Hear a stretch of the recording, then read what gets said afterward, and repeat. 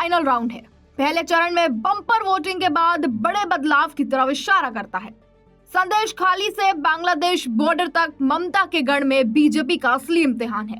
पश्चिम बंगाल के पहले चरण के बाद अब सभी की निगाहें दूसरे चरण की 142 सीटों पर टिकी हुई हैं। फाइनल राउंड का चुनाव ममता बनर्जी के पावर ग्राउंड मतलब सबसे शक्तिशाली गढ़ में खेला जाना है, जिसके बदौलत बंगाल की सत्ता पर टीएमसी काबिज है। बीजेपी ने इस इलाके में सेंध मानी के लिए कई सियासी प्रयोग किए हैं, जिसका टेस्ट अब होना है। पश्चिम बंगाल विधानसभा चुनाव के पहले चरण की 152 सीटों पर वोटिंग के बाद अब बारी है फाइनल राउंड की। दूसरे चरण के लिए 29 अप्रैल को वोटिंग है, जहां पर 142 सीटों पर चुनाव है। ये इलाका ममता बनर्जी का मजबूत गढ़ है तो बीजेपी की 5 साल की सियासी प्रयोगशाला भी है। ऐसे में बीजेपी और टीएमसी के बीच आर पार की लड़ाई है और जो इस इलाके में जीतने में कामयाब रहेगा उसी का बंगाल में राज होगा। बंगाल के पहले चरण में जिन 16 सीटों पर चुनाव हुए उसे बीजेपी का दुर्ग कहा जाता है। पहला चरण उत्तरी बंगाल और जंगल महल की सीटों पर केंद्रित, वहीं दूसरे चरण में बांग्लादेश की सीमा से लगी सीटें हैं तो दूसरा कोलकाता के आसपास की सीटें हैं। दूसरा फेज दक्षिण बंगाल के उस कोर बेल्ट में है जिसे ममता बनर्जी का अमेघ किला कहा जाता है। इसीलिए पहले चरण से ज्यादा फेज में बीजेपी का असल इम्तिहान होना है। जहां एक तरफ ममता बनर्जी अपने दुर्ग को बचाए रखने में कामयाब है तो वहीं दूसरी तरफ बीजेपी बंगाल की सत्ता में काबिज होने की कोशिश कर रही है।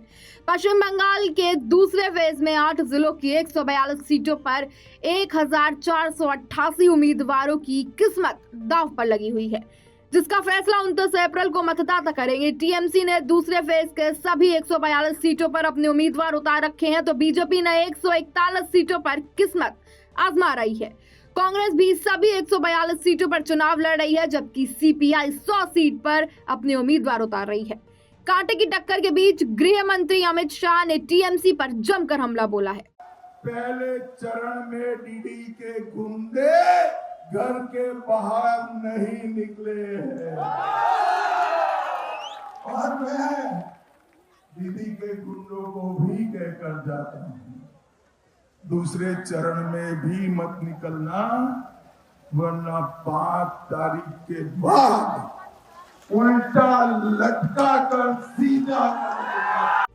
दूसरे चरण में कोलकाता की सभी शहरी सीटें इसी चरण में शामिल हैं। इसके अलावा 24 परगना उत्तर और दक्षिण दोनों जिले की सीटें हैं। हावड़ा, नदिया, पूर्व और पश्चिमी मेदिनीपुर जिले की सीटें हैं। ऐसे ही पूर्व और पश्चिम बर्धमान की सीटें हैं, जहां पर 2021 में टीएमसी ने क्लीन स्वाइप किया था। इसी इलाके के बदौलत ममता बनर्जी बंगाल की सत्ता की हैट्रिक लगाने में कामयाब रही थी।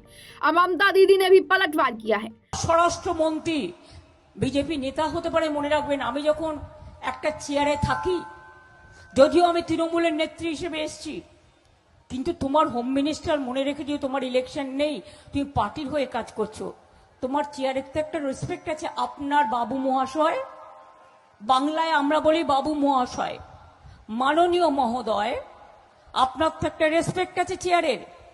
আপনি মিটিংয়ে দাঁড়িয়ে দাঁড়িয়ে বলছেন ইলেকশন হয়ে গেলে সবাইকে পা নিচে করে আর মাথা ওপরে করে ঝোলাবেন আর পেটাবেন, এটা আপনার মুখে সাজে? এত কথা বাজে, এত খারাপ ভাষায় কথা বলতে পারেন? दूसरे फेज का सियासी समीकरण क्या है? बंगाल चुनाव के दूसरे चरण की जिन 142 सीटों पर 29 अप्रैल को मतदान है, 2021 के चुनाव में इनमें से बीजेपी ने सिर्फ 18 सीटें जीती थी, जबकि टीएमसी ने 123 सीटों पर जीत दर्ज कर सत्ता की हैट्रिक लगाई थी। कोलकाता ही नहीं, उत्तर और दक्षिण 24 परगना इलाके की एक भी सीट बीजेपी नहीं जीत सकी थी। इससे समझा जा सकता है कि ममता बनर्जी की इस इलाके में कितनी मजबूत पकड़ है। 2021 में बीजेपी उत्तरी बंगाल और जंगल महल के इलाके वाली सीटों पर टीएमसी पर भारी पड़ी थी, लेकिन दक्षिण बंगाल की सीटों पर उसका गेम बिगड़ गया। बीजेपी ने इस बार पूरा फोकस इसी इलाके में किया है, जहां 5 साल तक अलग अलग मुद्दों पर टीएमसी को घेरती रही, चाहे फिर 24 परगना के संदेश खाली वाली घटना रही हो या फिर मतुआ समुदाय के साथ किए जाने वाले भेदभाव। बीजेपी की राजनीतिक प्रयोगशाला में टेस्ट बंगाल के फाइनल राउंड के चुनाव में बीजेपी का असल टेस्ट होना है, जिसे 5 साल तक अपनी राजनीतिक प्रयोगशाला बनाने के लिए मशक्कत करती रही है। पश्चिम और पूर्व बर्धमान का इलाका औद्योगिक और कोयला बेल्ट तो 24 परगना का इलाका मुस्लिम बहुल इलाका है। नादिया जिले की करीमपुर, तेहत्ता, चापड़ा और कृष्णगंज जैसी सीटें सीधे बांग्लादेश सीमा से लगती है।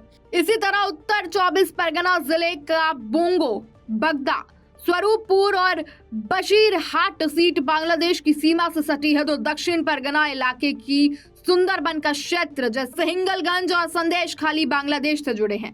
बांग्लादेश की सीमा से लगे इलाके में मुस्लिम वोटर की बड़ी संख्या है, जिसके चलते ममता बनर्जी जीत दर्ज करती रही है। बीजेपी बांग्लादेश के अवैध रूप में घुसपैठ के मुद्दे को भी जोरदार तरीके से उठाती रही है।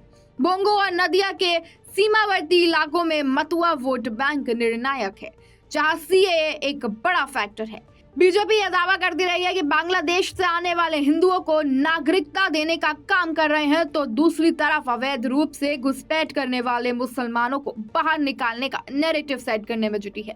बीजेपी ने इस इलाकों में घुसपैठ और तुष्टीकरण को बड़ा मुद्दा बनाकर ममता बनर्जी को सियासी कटघरे में खड़ा कर दिया है। इस तरह बीजेपी की कोशिश धार्मिक ध्रुवीकरण के जरिए बांग्लादेश की सीमा से लगे इलाके में अपनी सियासी जड़ें जमाने की है, जबकि ममता बनर्जी का पूरा जोर इस इलाके की सीटों को बचाए रखने का है।